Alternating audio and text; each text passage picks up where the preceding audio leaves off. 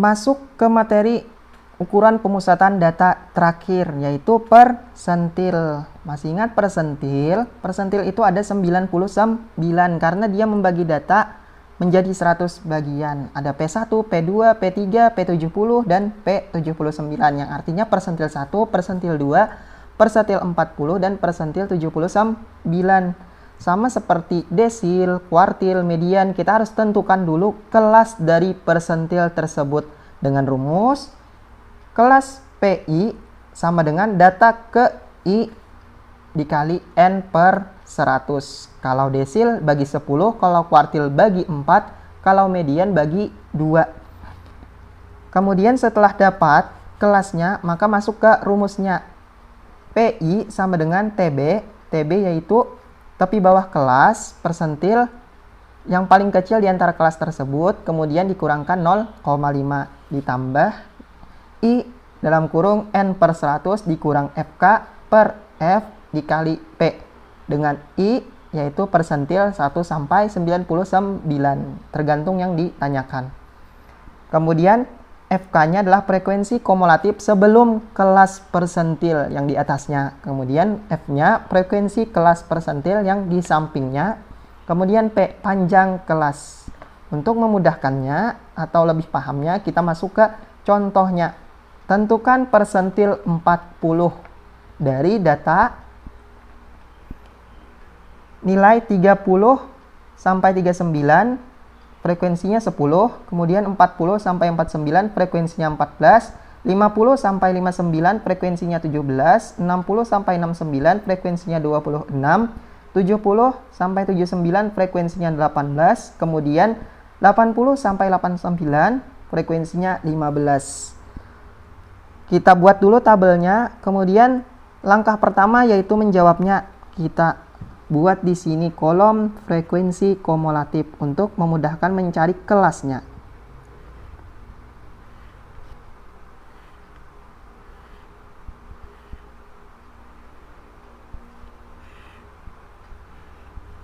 Sepuluh, kita tulis 10 tambah 14, 24. Kemudian 24 tambah 17, 41. 41 tambah 26, 67, 67 tambah 18, 85, 85 tambah 15, 100. Jadi N-nya adalah 100. Jadi persentil ini kemungkinan datanya bisa pas 100 atau lebih dari 100. Kemudian kita tentukan kelasnya. Kelas PI sama dengan data ke I dikali N per 100. Yang ditanyakan P40 sama dengan data ke 40, N-nya 100 per 100. 100 bagi 100, 1. Data ke 40 kali 1. 40 kali 1, 40.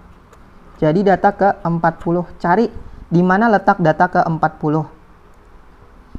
Dari frekuensi kumulatif. Kalau di sini sampai 10, kalau di sini sampai 24 masih kurang, maka di sini.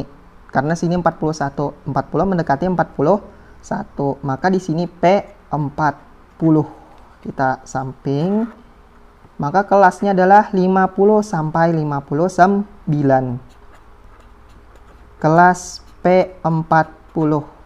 50 sampai 59. TB-nya yang paling kecil yaitu 50 dikurang 0,5 sama dengan 49,5. Kemudian I-nya karena yang ditanyakan P40 berarti I-nya adalah 40. Kemudian FK-nya frekuensi kumulatif sebelum kelas persentil sebelumnya, jadi di atasnya adalah 24. Kemudian F-nya frekuensinya yang di sampingnya yaitu 17. P-nya panjang kelas. Kita lihat panjang kelas dari 50 sampai 59. 50, 51, 52, 53, 54, 55, 56, 57, 58, 59. Ada 10. Menghitungnya dari 50, bukan dari 51. Jadi ada 10. Nah, ini untuk kata kuncinya. Kemudian kita geser ke samping untuk memudahkan menghitung dan memasukkan ke rumusnya.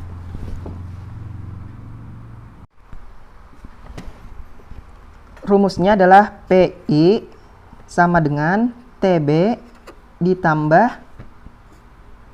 I N per 100 dikurang FK per F dikali P. TB-nya 49,5 ditambah I 40, N-nya 100 per 100 dikurang FK. FK-nya tadi 24, sambil lihat di samping. P-nya 10 per F-nya 17. 49,5 ditambah 40, 100 bagi 100, 1 dikurang 24 per 17 dikali 10. Kita bertahap menghitung yang di sini dulu. Kemudian yang ini kita hitung 49,5 ditambah 40 kali 1, 40 dikurang 24 per 17 dalam kurung, jangan lupa 24, 40 kurang 24, 16 per 17 dikali 10. 49,5 ditambah 16 kali 10, 160 dibagi 17. 49,5